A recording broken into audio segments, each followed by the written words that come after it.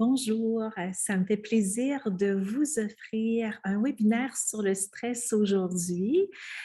J'ai envie de démystifier avec vous qu'est-ce que le stress, comment le stress agit sur vous, sur votre système nerveux, sur votre corps, sur votre physiologie, quel est l'impact du stress sur vous et sur votre santé. Et en deuxième lieu, de vous offrir des clés, des outils pour vous aider à mieux gérer le stress au quotidien.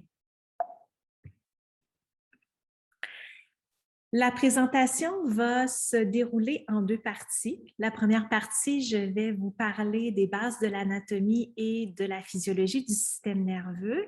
Donc, qu'est-ce que le système nerveux et comment le système nerveux réagit, fonctionne sous l'effet du stress et comment la physiologie fonctionne sous l'effet du stress, quelle est la réponse de la physiologie au stress. Et en deuxième partie, je vais vous partager un outil que moi, j'utilise régulièrement pour m'aider à mieux gérer le stress au quotidien, qui est la cohérence cardiaque.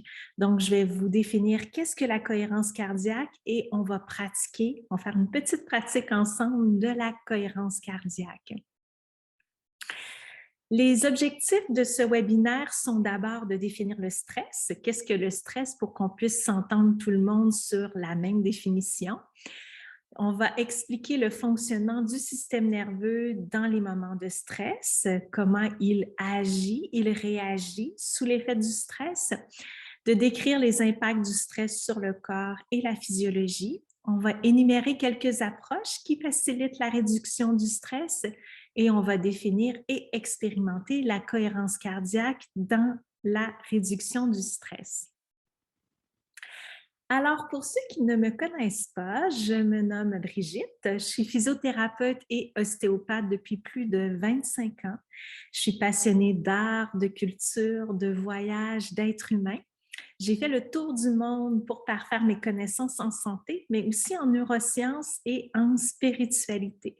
Donc, c'est avec joie aujourd'hui que je vous partage mes connaissances autour du stress et mes clés, en espérant que ça vous soit utile.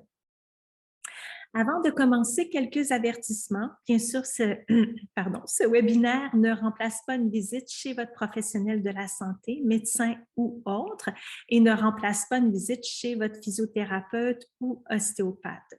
C'est de votre responsabilité de consulter un professionnel de la santé lorsque votre condition nécessite le regard d'un expert.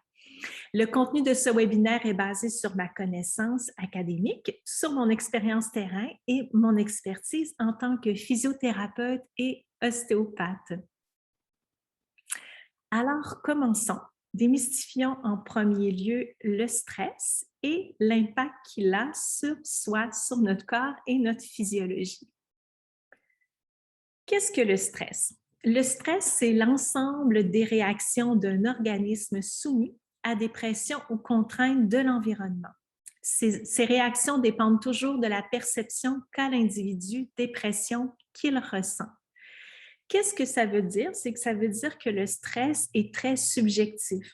D'un individu à l'autre, pour un même événement, l'événement ne sera pas vécu de la même façon et ne générera pas le même stress. Chez certains, il n'y aura pas du tout de stress. Par exemple, deux personnes ont une présentation à faire à la haute direction de leur entreprise et cette présentation peut avoir un impact significatif pour la suite de leur carrière.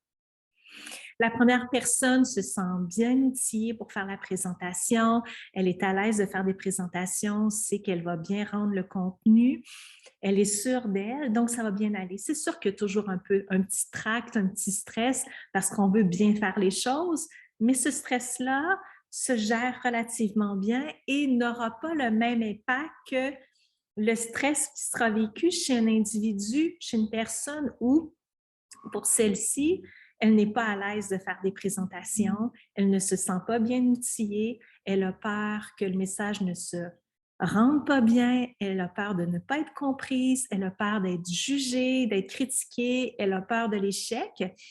Donc, cette personne-là ne vivra pas cet événement de la même façon et le stress vécu n'aura pas le même impact sur la physiologie.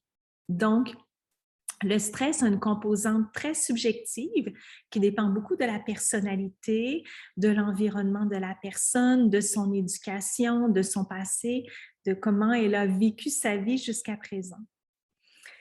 C'est dans les années 1930, grâce aux travaux de Hans Selye, qui est un endocrinologue montréalais d'origine hongroise, que la connaissance du stress s'est approfondie. Pour lui, d'abord, il l'a appelé le syndrome général d'adaptation et c'est grâce à lui qu'on a identifié deux réactions face au stress. La première, c'est soit que face au stress, on va se battre ou fuir. Fight or flight. Et un peu plus tard, c'est grâce aux travaux d'Henri Laborie que la troisième composante ou la troisième réaction face au stress a été étudiée, qui est la composante figée, freeze. Donc, si on ne peut pas se battre ou fuir face au stress, on va figer. Et figer va avoir des impacts beaucoup plus grands sur la physiologie versus si on a le pouvoir de soit se battre ou fuir. Et Henri Laborie a énormément étudié l'impact du stress sur la physiologie, dont les désordres neuro-psycho-immunologiques, surtout dans des moments où on peut ni se battre ni fuir et on est dans l'impuissance, donc on freeze, on est figé face au stress. D'où vient le stress? Le stress peut venir de l'environnement externe. Ça peut être un danger qui est réel. Par exemple, on se promène dans la nature, on fait face à un ours. L'ours est un réel danger pour nous. On a trois possibilités. Ou bien on va se battre, qui n'est peut-être pas l'idéal, ou bien on va fuir, ou si on ne peut ni se battre ni fuir, on va figer. Et souvent, les gens ont une réponse préférentielle, soit de se battre, fuir ou figer. Et souvent, la réponse de figer arrive chez les gens où, plus jeunes, n'ont pas eu la possibilité soit de se battre ou fuir face au danger. Donc, tout ce qu'il leur reste face au danger, c'est de figer. Donc, dans cette situation-là, il y a un danger réel, l'ours. Il y a trois possibilités de réaction pour assurer notre survie. Et souvent, ce que je dis à mes clients pour leur expliquer le stress, souvent, l'ours n'est plus là. En fait, il n'est jamais là dans notre vie. Il n'est pas à l'extérieur de nous, mais il est à l'intérieur de nous. Et c'est nous qui créons nos propres dangers par nos constructions mentales. Et comment l'ours peut se définir plutôt à l'intérieur de nous, mais c'est toutes les histoires qu'on se rend compte qui vont nous créer des peurs et du stress. Par exemple, par rapport à cette présentation orale, la personne qui a peur de l'échec, qui a peur de ne pas être à la hauteur, pour elle, c'est son propre ours intérieur. C'est comme si elle faisait face au danger en permanence par rapport à cet événement-là. Et cette personne, soit qu'elle va se battre, fuir ou figer face à un danger qui n'est pas réel, mais pour son cerveau, c'est comme si le danger était réel. Donc, le danger peut être réel ou peut être construit. Donc, peur de parler en public, peur d'échouer un examen, peur de s'engager dans une relation amoureuse, etc. Le stress peut être aussi interne. Ça peut être un stress physiologique suite à la prise de médicaments, suite à une intoxication, suite à une blessure où la physiologie va se réorganiser pour amorcer le processus de guérison. Le stress peut être aigu, temporaire de courte durée, ou le stress peut être chronique, il va persister dans le temps. Et on dit qu'un stress devient chronique en médecine après 2 mois. Un peu comme la douleur. Donc, il peut y avoir une douleur aiguë, subaiguë. De 0 à 2 mois, on est dans la phase aiguë et subaiguë. Et à partir de 2 mois, 2-3 mois, on tombe dans la phase chronique. Et bien sûr, un stress aigu versus un stress chronique n'a pas le même impact sur le cerveau et sur la physiologie. Des petites bases rapides pour définir le système nerveux. Le système nerveux est un système responsable de la coordination des actions avec l'environnement extérieur et de la communication rapide entre les différentes parties du corps. Le système nerveux, c'est le grand boss du corps, le grand patron du corps qui gère tout ce qui se passe dans le corps. On distingue deux parties principales. On distingue donc le système nerveux central qui est le cerveau, donc tout ce qui va faire partie de la boîte crânienne, et le système nerveux périphérique, tout ce qui sera en dehors de la boîte crânienne, soit les nerfs, la moelle épinière, les ganglions nerveux et le système nerveux autonome. Pendant la présentation, on va s'arrêter longuement sur le système nerveux autonome qui a un rôle important dans la réponse du corps face au stress, la réponse du système nerveux face au stress. On va définir les principales composantes qui agissent quand on vit une situation stressante. C'est sûr qu'on pourrait parler pendant des heures du fonctionnement du cerveau sous le stress, mais on va rester simple pour que vous ayez l'information de base pour mieux comprendre comment votre cerveau et votre corps réagissent face au stress. Donc, si vous suivez mon curseur, on a en premier lieu le cortex préfrontal et le néocortex. Donc, c'est l'encéphale. C'est ce qu'on voit ici à la partie externe du système nerveux central. On a ici, en jaune tout petit, l'amygdale. On a l'hypothalamus qui est en vert ici. On a l'hypophyse. Tout à l'heure, on va définir un peu plus chacune des composantes.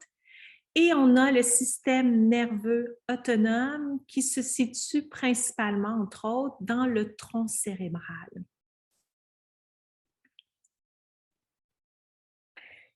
Qu'est-ce que le système nerveux autonome? Le système nerveux autonome fait partie du système nerveux périphérique, donc en dehors de la boîte crânienne, et il a deux composantes principales. Pour ceux qui sont suivis en traitement avec moi, vous m'entendez souvent parler de ces deux composantes, surtout quand on aborde le stress ensemble. Il y a le système nerveux autonome sympathique et le système nerveux autonome parasympathique.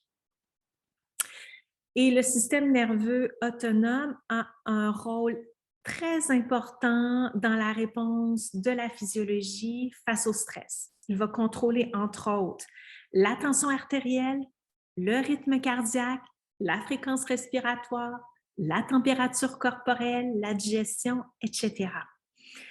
Tout à l'heure, on va définir un peu plus le trajet du système nerveux sympathique et parasympathique.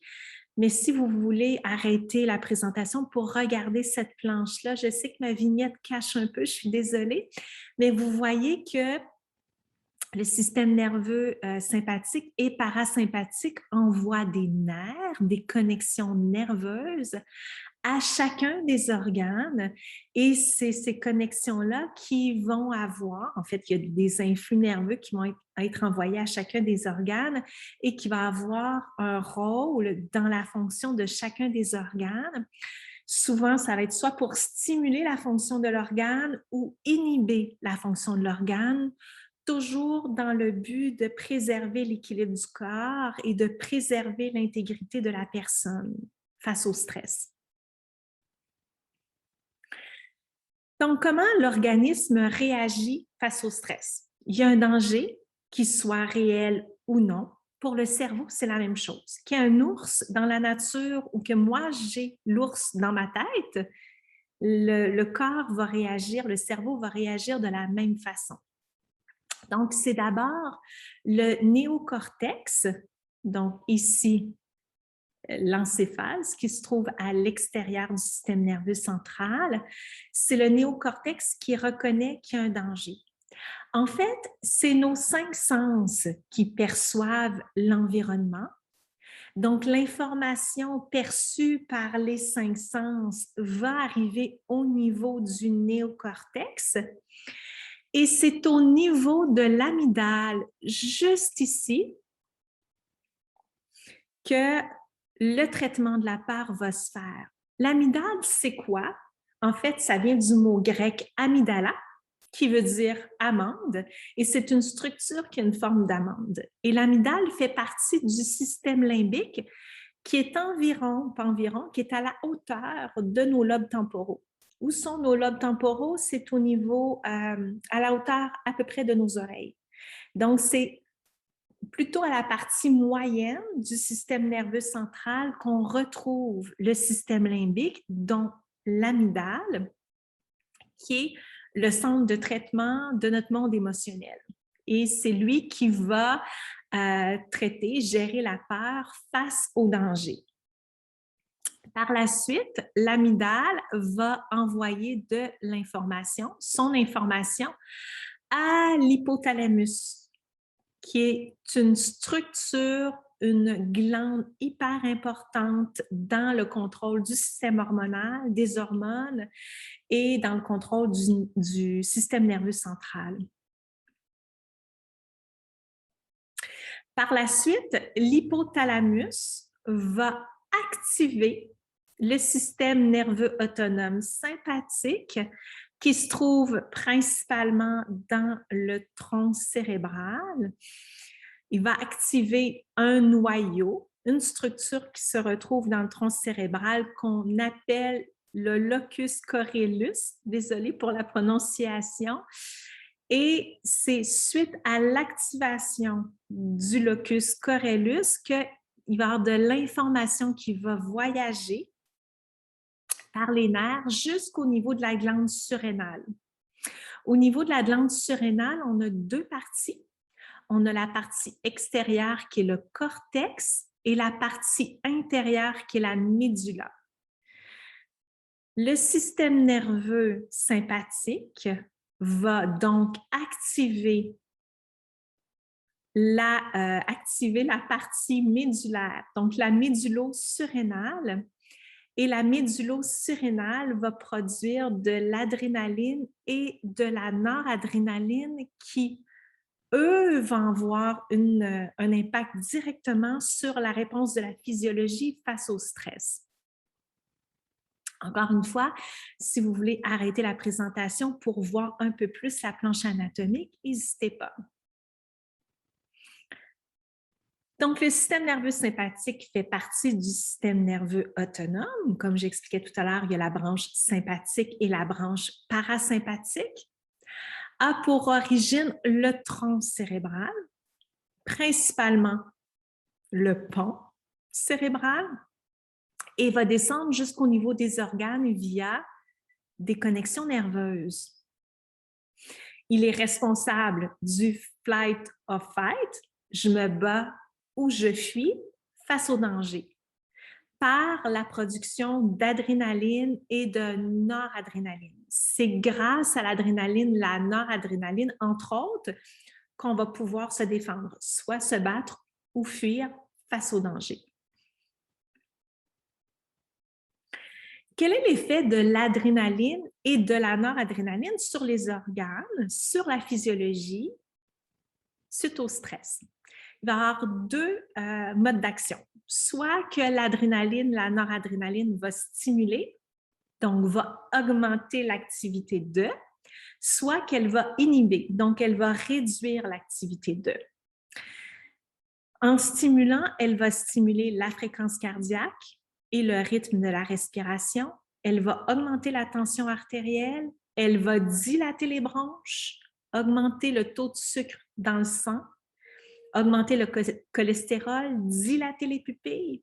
Tout ça pour être prêt à se défendre face au danger. Le cœur va battre plus vite pour envoyer du sang aux muscles parce qu'on doit avoir des muscles opérationnels pour pouvoir fuir ou battre ou se battre contre le danger. Les bronches vont augmenter pour qu'on puisse respirer encore plus d'oxygène. Les pupilles vont se dilater pour qu'on puisse mieux voir le danger.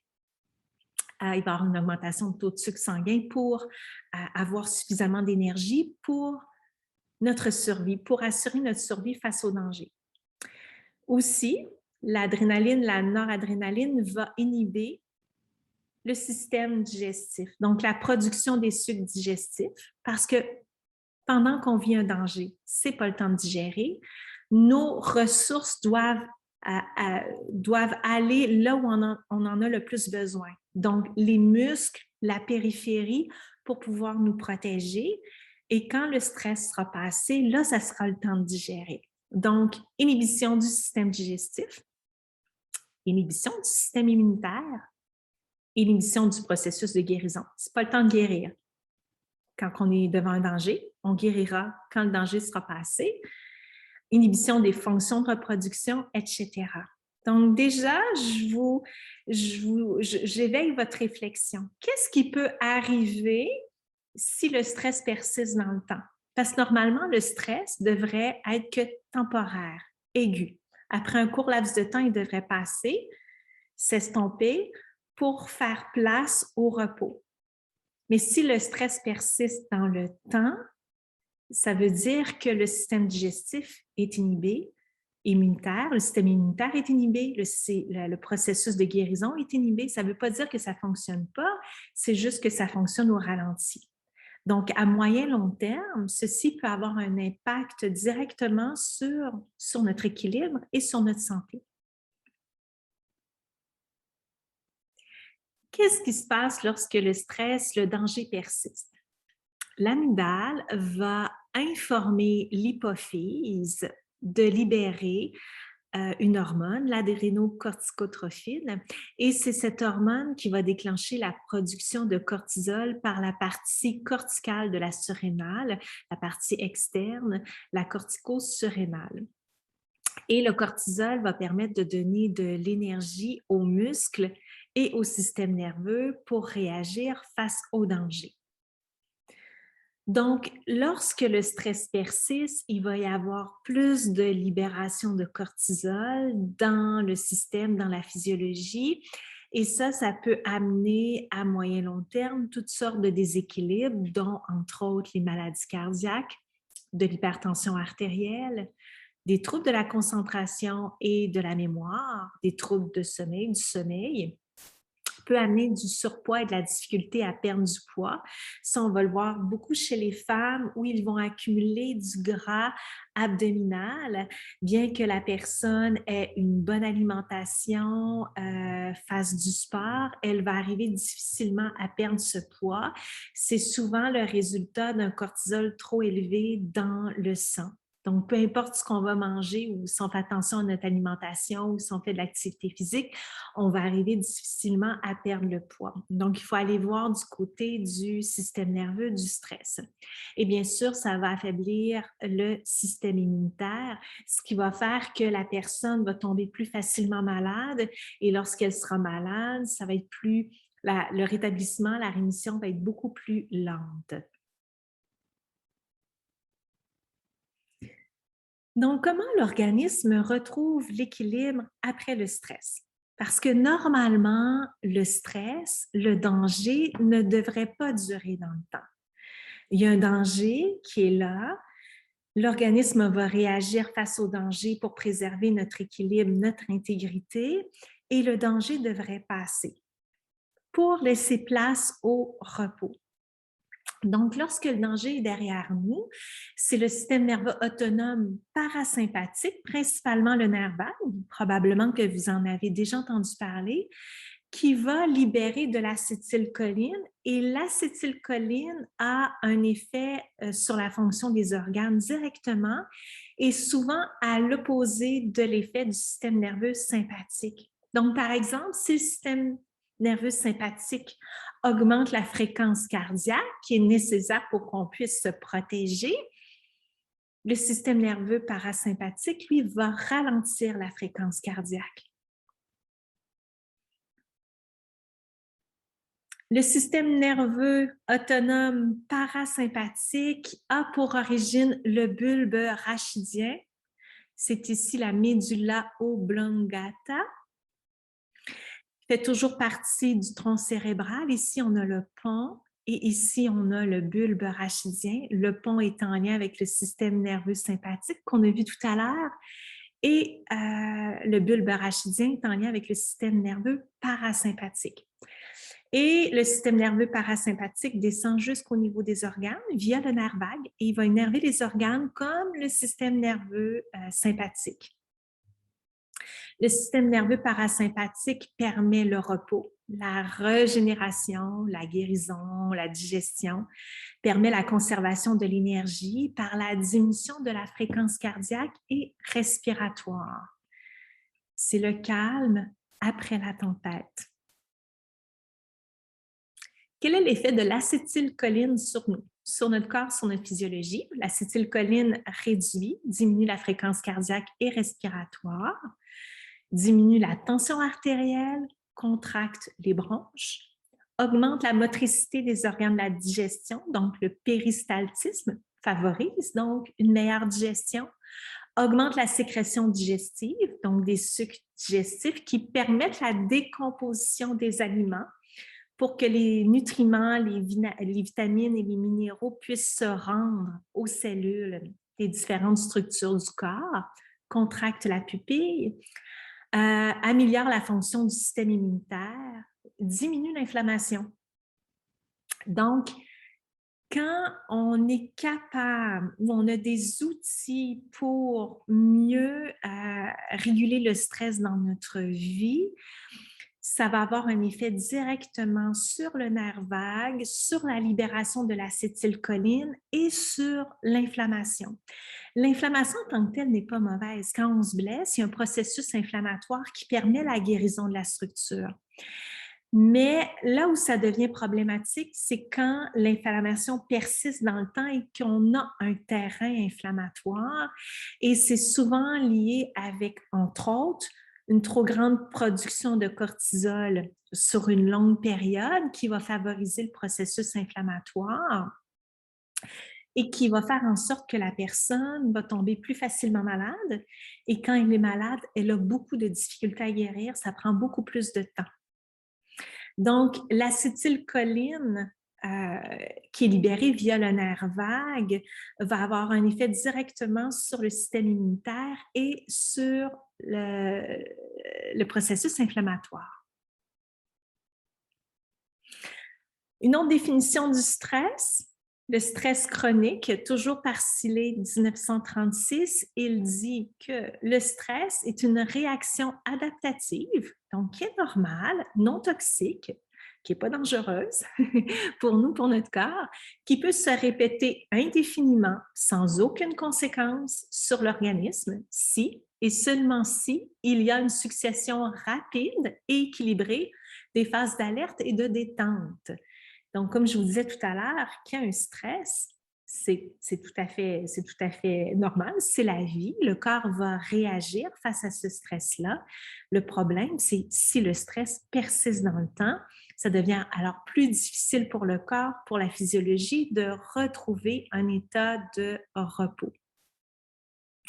Lorsque le stress devient chronique, il y a suractivation du système nerveux sympathique et tout ce qui en découle, c'est-à-dire cortisol élevé, tension artérielle élevée, etc. Le retour vers la phase de repos est plus difficile. Donc, quand on a un système nerveux autonome en équilibre, on va vivre un stress et naturellement, après le stress, c'est le parasympathique qui va arriver pour aller vers la phase de repos. Ça se fait naturellement, mais quand on vit un stress qui est chronique, le retour vers la phase de repos est beaucoup plus lente et beaucoup plus difficile.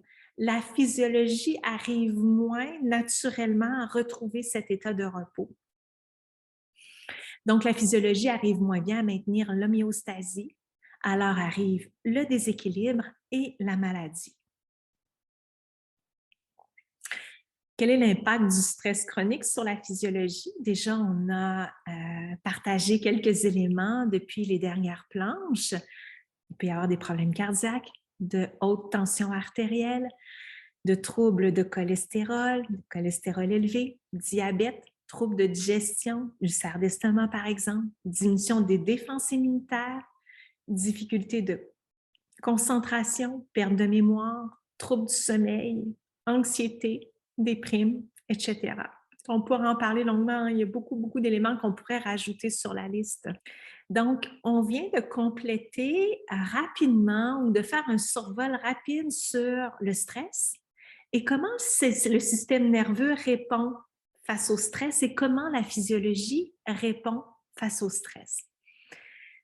Maintenant, on va entamer la deuxième partie de la présentation où on va parler de quelques outils pour nous aider à mieux réguler le stress dans notre vie, à mieux faire face au stress et permettre au corps, à la physiologie, de mieux s'adapter face au stress. Je vais plus développer avec vous sur la cohérence cardiaque, mais il y a tellement des belles approches qui aident à favoriser la fonction du système nerveux parasympathique. Il y a entre autres la méditation, la respiration abdominale profonde, les bains de forêt. Les bains de forêt est une forme de thérapie qui a été beaucoup étudiée ces dernières années au Japon. Entre autres, on dit que se promener en forêt, la forêt libère des ions négatifs et c'est ces ions négatifs qui aident à harmoniser, à réguler la fonction de notre physiologie, de notre système nerveux. Naturellement, je suis certaine que si vous allez vous promener en forêt, vous allez vous sentir mieux, vous allez mieux respirer, vous allez mieux dormir le soir venu. Donc, les bains de forêt aident à optimiser la fonction du système nerveux parasympathique, la pleine conscience, le yoga, le tai chi, le qigong, cultiver la gratitude, cultiver des émotions, des états d'être qui vous font du bien. Ça aussi, automatiquement, ça favorise l'activité du système nerveux parasympathique. Ça calme automatiquement le stress en nous. Voir la beauté en soi et autour de soi, la beauté du monde et bien sûr la cohérence cardiaque. Donc, c'est l'approche, la technique qu'on va approfondir aujourd'hui ensemble. Qu'est-ce que la cohérence cardiaque? La cohérence, c'est un concept ou plutôt une approche développée dans les années 90 aux États-Unis et qui permet de favoriser l'équilibre du système nerveux autonome, donc l'équilibre entre le système nerveux sympathique et parasympathique. C'est une approche qui est basée sur la respiration et qui permet, entre autres, d'augmenter la variabilité de la fréquence cardiaque. Qu'est-ce que c'est? Je vous en reparler dans la prochaine planche. La cohérence cardiaque, c'est une façon de respirer qui est très spécifique. On va respirer sur un temps donné, sur une période donnée, et c'est ça qui va permettre d'harmoniser le système nerveux autonome. Aussi, je vous en reparlerai dans les prochaines planches. À garder à votre esprit, quand on va parler de la respiration, quand on inspire, l'inspiration stimule le système nerveux sympathique et l'expiration stimule le système nerveux parasympathique. Ça, on va pouvoir jouer avec ces paramètres-là tout à l'heure pour s'aider, pour aider notre système nerveux à s'harmoniser. Qu'est-ce que la variabilité de la cohérence cardiaque? En fait, c'est l'intervalle de temps entre deux battements de cœur et cet intervalle de temps n'est pas le même entre chaque battement de cœur. Par exemple, dans une minute, on peut avoir, par exemple, 60 battements de cœur. Et chaque intervalle n'est pas égal. Chaque intervalle n'est pas de 1 seconde. Il y a toujours une variation.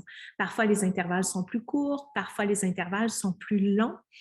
Et quand on dit que la cohérence cardiaque augmente la variabilité de la fréquence cardiaque, ce que ça veut dire, c'est que la variation des intervalles entre les battements de cœur est plus grande. Il peut y avoir des courtes intervalles, des plus longues, des moyennes. Ça va varier.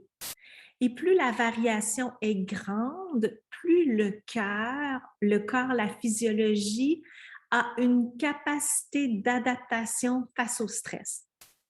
Avoir une grande variabilité de fréquence cardiaque permet d'avoir une meilleure capacité d'adaptabilité face au stress et c'est garant d'une bonne santé.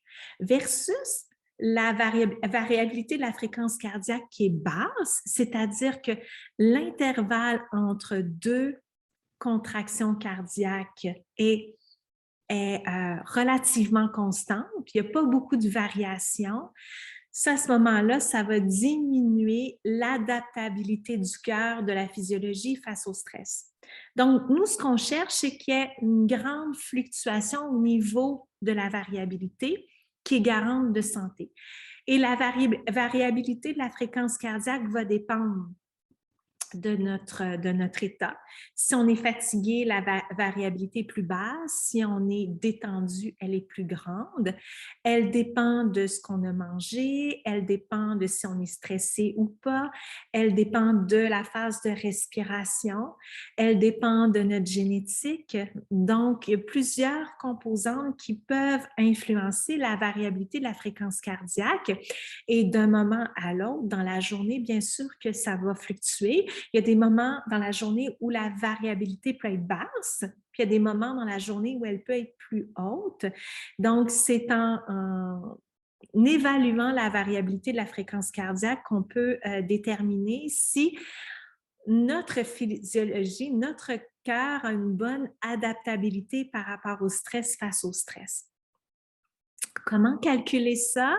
Je vous partagerai une petite technologie tout à l'heure pour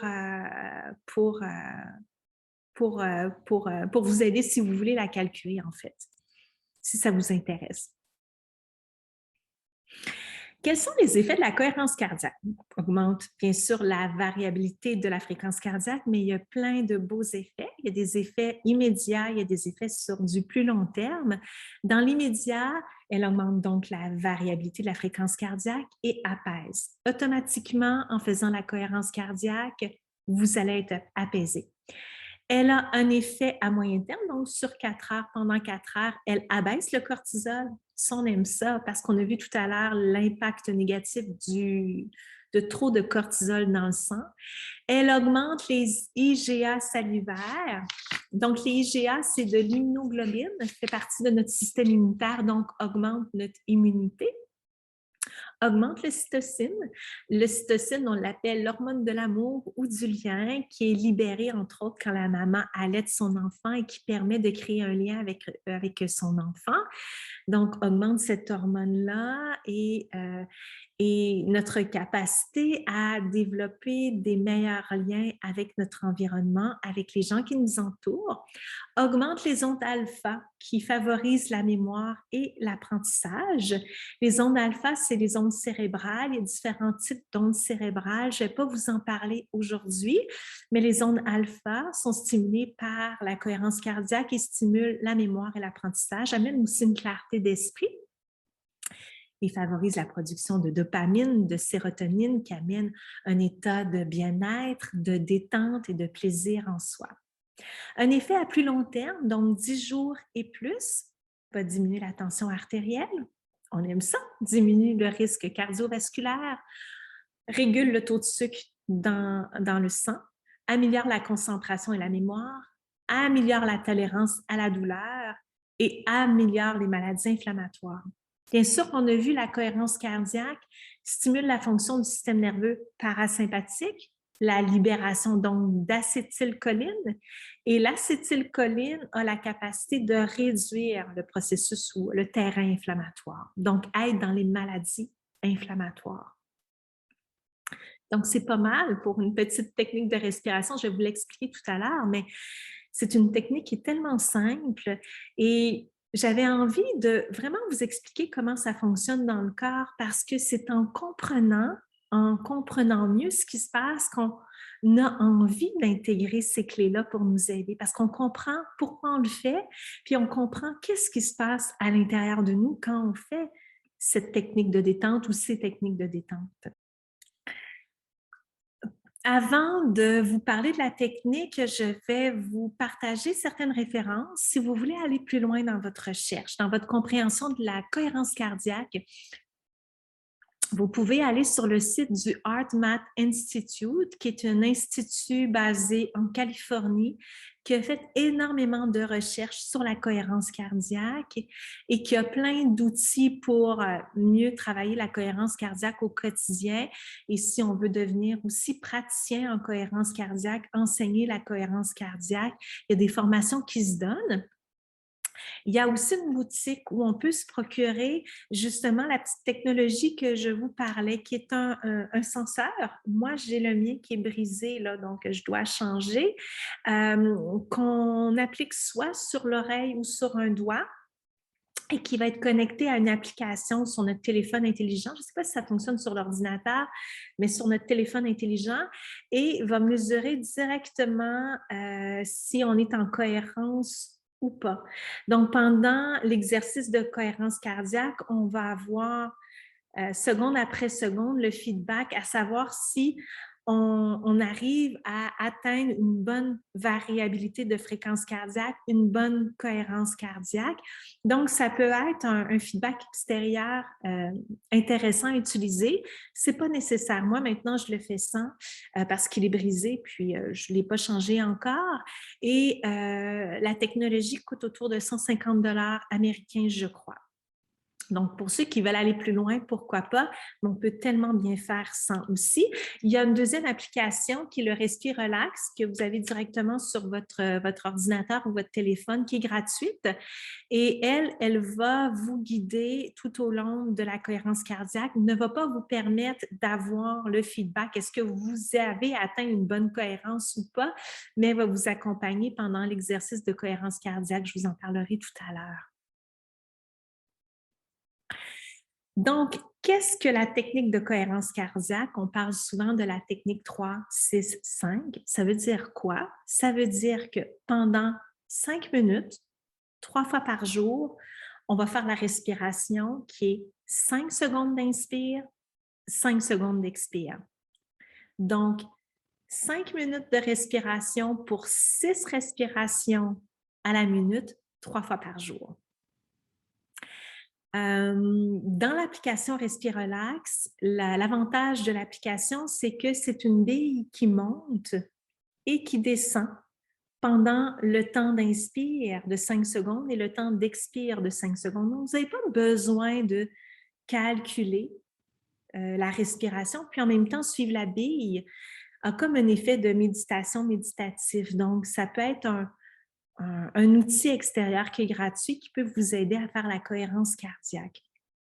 Si vous utilisez l'application Respirelax, vous allez voir, il y a quelques paramètres que vous pouvez utiliser, quelques programmes que vous pouvez utiliser. Le programme sur 5 secondes vise à équilibrer. La respiration va toujours se faire sur 10 secondes, mais si vous voulez dynamiser, l'inspiration va être de 4 secondes.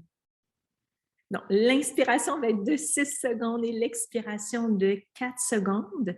Donc, le temps d'inspire va être plus long que le temps d'expire. Tout à l'heure, on a vu que l'inspiration stimulait le système nerveux sympathique. Pourquoi on voudrait ça? Pour des cas où on se sent un peu plus fatigué, déprimé, manque d'énergie, on a envie, besoin d'être dynamisé. Ça pourrait être le paramètre qu'on utilise dans la cohérence cardiaque. Ou bien, il y a le modèle pour détendre qui va se faire sur 4 secondes d'inspiration et 6 secondes d'expiration. Donc, pour un temps d'expiration plus long. Et on a vu tout à l'heure que l'expiration stimulait le système nerveux parasympathique. Donc, la production d'acétylcholine, donc le repos. Moi, ce que je vous invite à faire pour le premier mois, je vous invite à le faire en équilibre. 5 secondes, 5 secondes.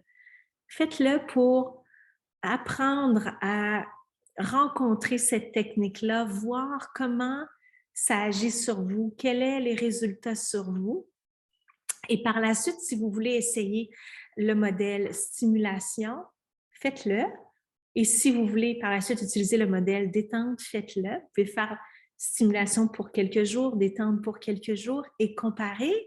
Et par la suite, vous allez savoir quel modèle est le mieux pour vous en fonction de ce que vous vivez. Parce que d'une journée à l'autre, ça peut changer. Mais pour le moment, pour le premier mois, faites en équilibre 5 secondes, 5 secondes. Quand vous allez faire la cohérence cardiaque, je vous invite à le faire assis. Si vous voulez le faire coucher, vous pouvez, mais vous risquez de vous endormir. Donc, faites-le assis, confortablement, le dos droit, mais sans être rigide dans votre posture, sur votre posture. Vous pouvez avoir le dos appuyé par un dossier, en autant que vous n'êtes pas avachi, parce qu'on veut libérer le thorax. On ne veut pas donc écraser la cage thoracique, donc restez le dos droit, le thorax en ouverture. Soyez dans un environnement qui est calme. Assurez-vous de ne pas être dérangé. Vous pouvez mettre un casque d'écoute si vous avez besoin de vous couper de l'environnement extérieur. Donc, soyez dans un environnement calme et soyez confortable.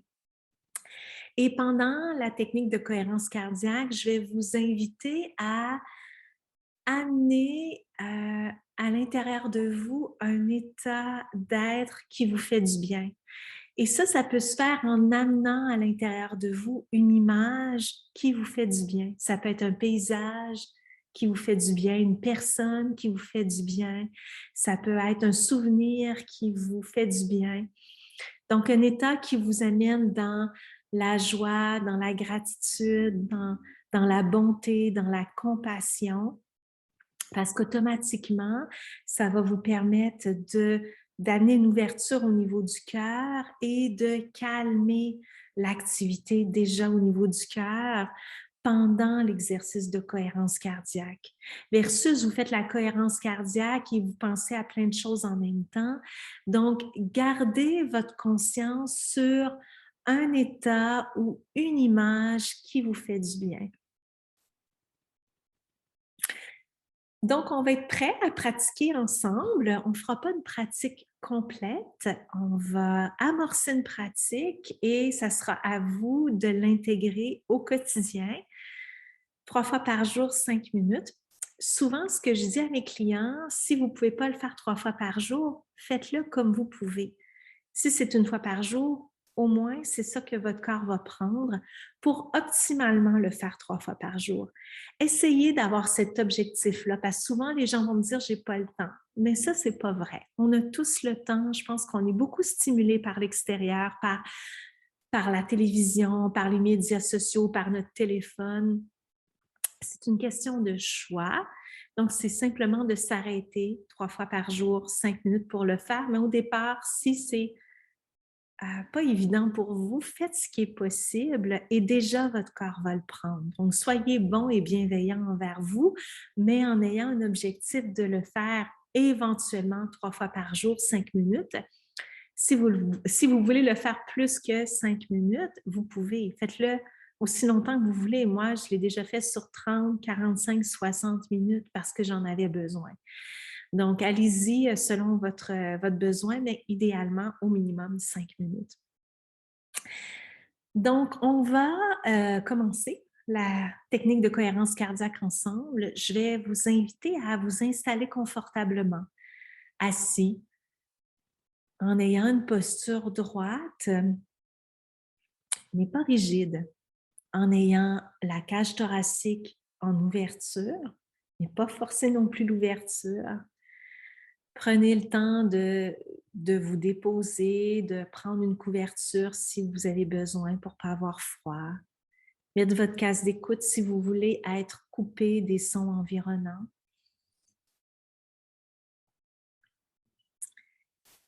Et je vais vous inviter tout d'abord simplement à vous connecter à votre corps, à sentir comment vous êtes en ce moment, sans jugement. Est-ce qu'il y a une tension à l'intérieur de vous? Est-ce qu'il y a une émotion, des émotions qui sont présentes?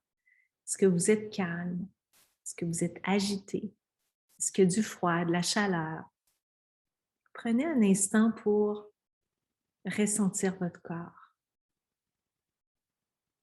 Amenez votre conscience dans votre corps. Pour ceux pour qui c'est difficile, c'est OK. Forcez rien. Éventuellement, ça va venir. Jamais forcer quoi que ce soit. Respectez-vous là où vous êtes en ce moment. Prenez le temps aussi de simplement observer votre respiration, votre inspiration, votre expiration, sans modifier quoi que ce soit. Simplement avoir un regard curieux de votre corps et de votre respiration. Encore une fois, soyez pas dur envers vous si vous voyez que votre respiration est coupée, est lente, ou pas lente, elle est restreinte, elle est bloquée.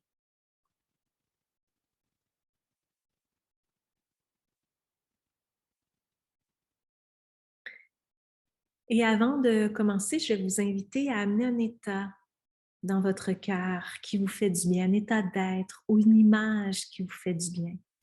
Que ce soit votre animal, votre enfant, la personne qui partage votre vie, paysage magnifique, un souvenir magnifique. Amenez dans votre cœur quelque chose qui vous amène de la gratitude, de la bienveillance, de la compassion, envie de prendre soin de vous.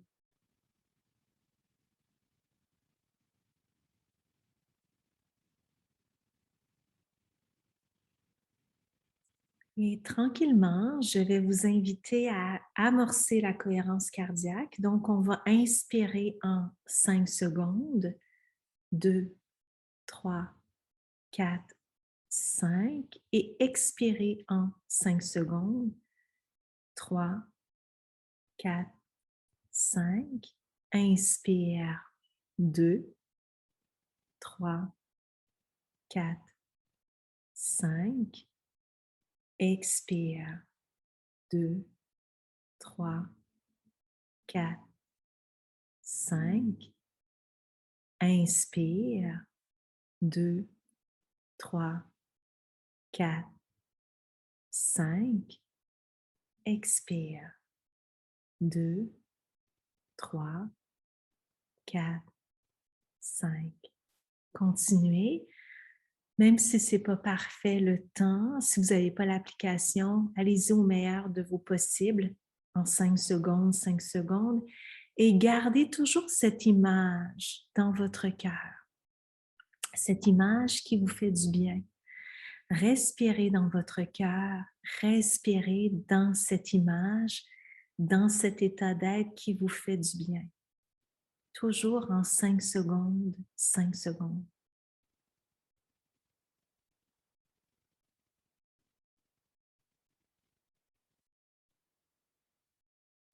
Et si vous retournez dans votre tête, dans votre mental, c'est normal. Vous allez peut-être le faire 150 fois pendant 5 minutes. C'est normal. Ramenez simplement votre présence, votre conscience sur votre respiration. Suivre la bille de Respire Relax va aider à ne pas trop vous déconnecter, à rester focusé sur la cohérence cardiaque. Gardez votre respiration en 5 secondes. 5 secondes.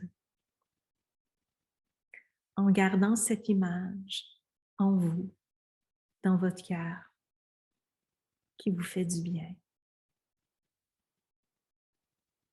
Et ça se peut que pendant la cohérence, vous sentiez déjà une paix s'installer, une chaleur à l'intérieur de vous, un calme, comme si vous vous déposiez un peu plus à l'intérieur de vous. Continuez à respirer en 5 secondes, 5 secondes, à respirer dans ce qui vous fait du bien dans votre cœur. Si vous retournez dans votre tête, c'est OK. Ramenez votre présence, votre conscience dans votre cœur. Je vais vous laisser un court instant pour continuer la cohérence dans le silence, tout en restant connecté à ce qui vous fait du bien dans votre cœur.